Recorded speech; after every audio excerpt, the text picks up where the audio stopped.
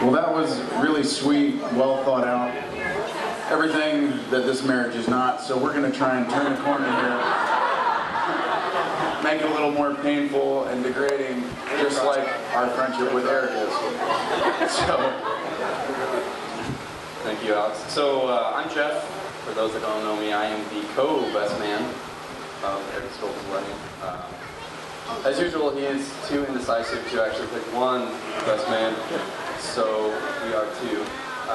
But if you look around at the other groomsmen, I think it's pretty clear that we are the two best men. Right, Mike? Matt, do you have the guitar? Get it. Matt's failing. So, before we say anything else, we do want to take this time to thank the parents, Mr. and Mrs. Hobart. It's been a great event so far, so thank you. And Mr. and Mrs. Scoville as well. I know they've done a lot of work as well, so thank you as well. Mr. Hawkins as well. So. Well, I'm not much at speeches, so right now I'm picturing all of you naked. And especially a shout out goes to Jordan back there for helping us out here. Matt, give us a D sharp, Matt. Awesome. Okay. So when I was getting to know Eric in his early John Denver days, he was all about the checklist. And for many of you that know Eric and have seen this, he lives and dies by his checklist. So I know that you've been busy, both of you, with planning the wedding and keeping busy, obviously. So we have gone ahead and made a checklist for you to pick up where you left off. How does that sound? Are you taking notes? Are you taking notes?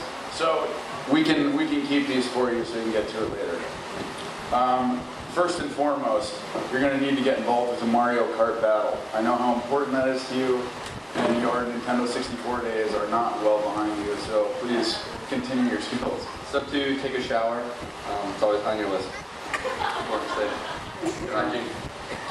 Most importantly, stop and enjoy a nice Yoplait whip every now and then. And in case you get hungry, we know cranky Eric comes out when he doesn't eat. Don't forget breakfast. There's bananas a lot, so make sure you eat breakfast. When you get the chance, turn, for instance, these jeans you're wearing into a perfectly unacceptable pair of jorts.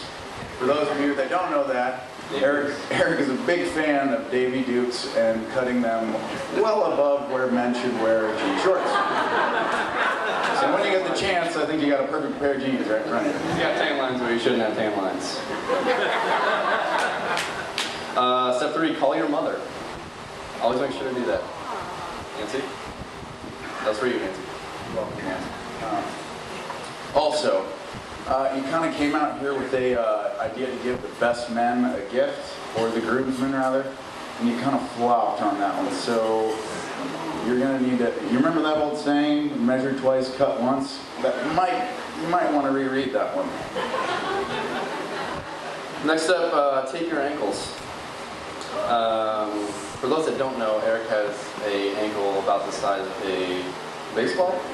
Grapefruit. It's grapefruit these days. Softball. Okay. D-sharp, Matt. Sharp.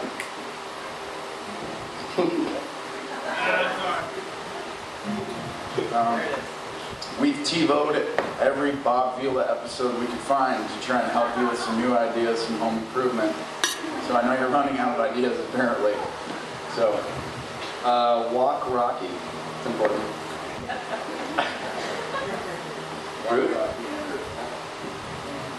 I know you're kind of self-conscious about your height, so maybe what we should do is measure yourself, and then the checklist is actually get on eBay, get yourself some wedges. We can talk about this at a later time. Maybe at that point you can make the NHL. Just saying. Next step, take a nap. You know how you like cat naps. What, 10 minutes or so? Yeah. Overdue for a nap. And don't forget a warm glass of milk, obviously, for that nap, the old man. Calisthenics. It's important to stretch. Don't want to pull a hammy. More importantly, don't forget to always do it for your country. You can remember that. Well, we don't know if this is a wedding or a roast, so we're going to take a nice little mid-speech toast for everybody. To Mr. and Mrs. Eric Scoble. One quick one. Okay. You guys need to kiss real quick. Yeah.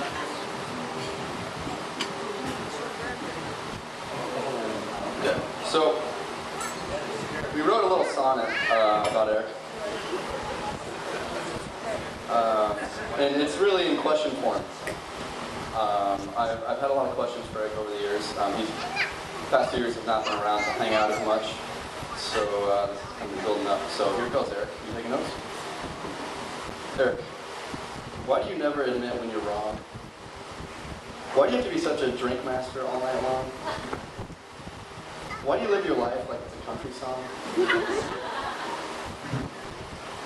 Eric, why do you carry fruit with you everywhere you go? Why do you listen to country AM radio? Why do you dance like a hillbilly Steve Wonder at a show? It's true. Yeah. Remember Eric Church? Why do you fail to catch a fish more often than not? Why do you love to go shooting but are such a bad shot? Why do you think a lake is the best bachelor party spot? All right, Phil? Phil, hey. Watch this guy, Phil. Give me a F minor. Keep on running. Why did you buy a jean jacket from the Gap? That's a true story. Why do you now like country when you used to love rap? Yeah, everybody knows that. He used to be a hardcore rapper, and now look where we are. This is not the project. We call it the John Denver transition. So about Boston, right? In college, you started to love country, but before that it was really rap. Why do you always announce when you have to take a crap? Eric, why do you eat like a fat kid but stay a skinny little man? Why do you ruin my chances with girls every time you can? And why in the hell are you a Packers fan? Go Bears! Go Bears! Thank you, man. I have to say that I'm so impressed and found that your house you built has not yet fallen to the ground. To the carpenters in the room. Appreciate your help. It's been a pleasure to help you build it, and I think it'd be fun for you to host a party in 10 years when it's finally done. Still working on that house, you know. Eric, remember that time you had that fake ID? And you walked into that convenience store all confidently? But you were red as an apple as you walked away. Because when the guy asked you forgot your birthday? We were bummed out. So if you can get those in bullet form and get them back to us by the end of the week, it'd be much appreciated. But on a different note, the best man speech, co-best man speech is more about giving marital advice. Yeah, we're kind of struggling in that area if you couldn't figure it out.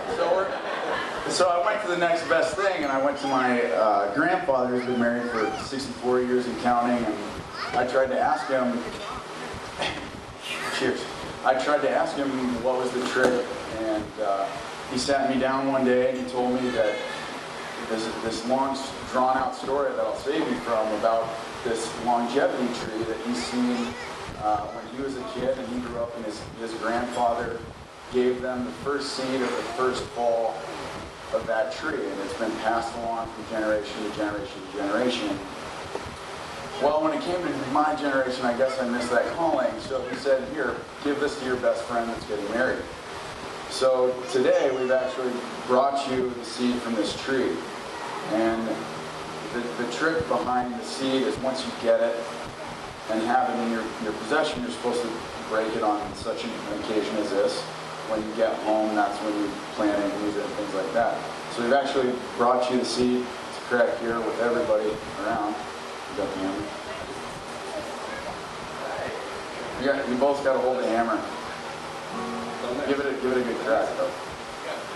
You'll be fine. You're a handyman. Don't miss. Got card.